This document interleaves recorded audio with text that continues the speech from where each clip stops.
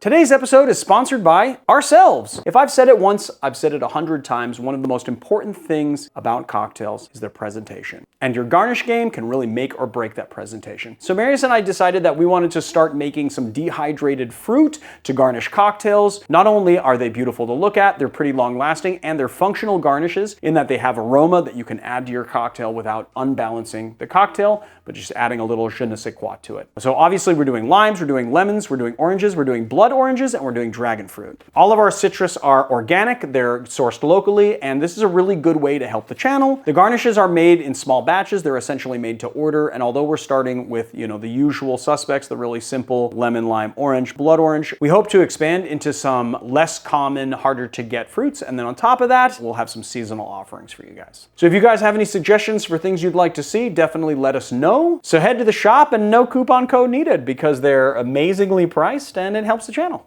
The Death Flip was created by a Melbourne, Australia-based bartender named Chris Highstead Adams, and he created it for a bar called the Black Pearl. And when it came to putting this drink on the menu, the story goes that it had such a crazy list of ingredients, they didn't think anyone would actually drink it if they listed them, so they left the ingredients off, and they just thought that the name of the cocktail, the Death Flip, would sell the drink, and that was actually a very good call because it became a classic at their bar. So much so that it has now traveled the world, and here we are on the Educated Barfly making this drink. The cocktail looks completely insane, but we've made it on this channel in the past, and I gotta tell you, it's worth a mix. So go get your mixing stuff. 1 bar spoon, or 5 milliliters, 1 teaspoon of simple syrup. And then we're gonna add a whole egg. We've got 1/2 ounce of Jägermeister, 1/2 ounce of yellow Chartreuse, and 1 ounce of Blanco tequila. We're gonna give this a dry shake to combine it, although you're not gonna get any of the foamy, kind of meringue style thing that you would get with a normal egg white cocktail, because this is a full egg and the proteins inside the yolk don't let that happen. All right.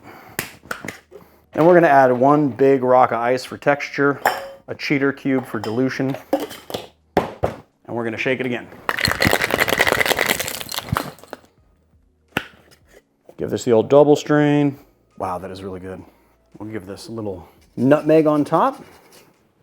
Let's give it the official tasty poo.